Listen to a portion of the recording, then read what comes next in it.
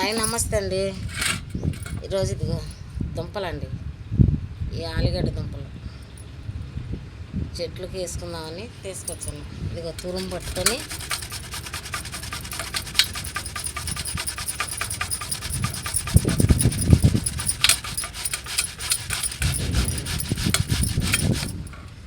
తురుము పట్టుకోవాలండి. ఇట్లా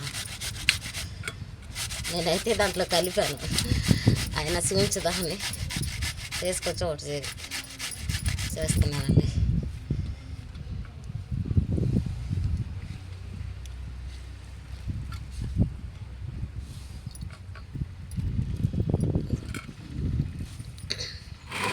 ఈ డబ్బాలో వేసానండి.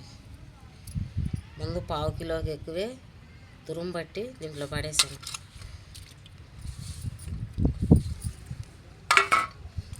దీంట్లో 2 చెంచాలు బియ్యం పిండి వేసాను.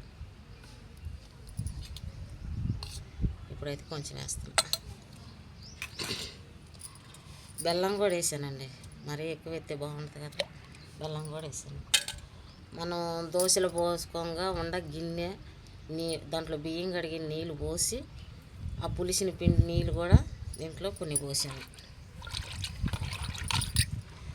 ఇదిగా నేను డీకంపోజర్ కలిపానండి, ఓడబ్ల్యూసి.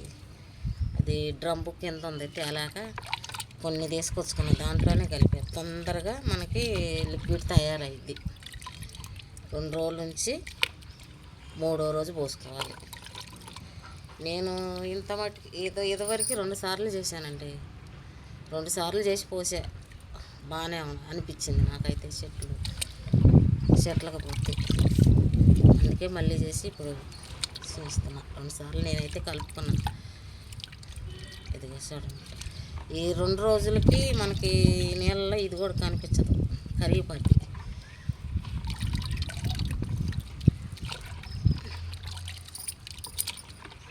దీనికి 2 కానీ నీళ్ళు కలిపి పోసుకోవాలి. నాకైతే కొంచెం చెట్లు ఉన్నాయి కదండి, అందుకే 2 నీళ్ళు పోసుకొని దేనికి తగ్గట్టు దానికి, చిన్న చెట్టుకి కొద్దిగా పెద్ద చెట్టుకి అయితే కొంచెం ఎక్కువ.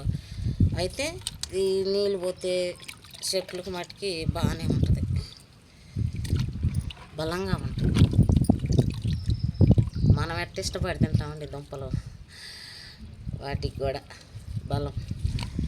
అందుకే మనం వారంలో ఒకసారన్నా ఇది ఇచ్చుకోవాలి. అంతే కలిపి 2 రోజులు ఆగినాక పోసుకుంటాం.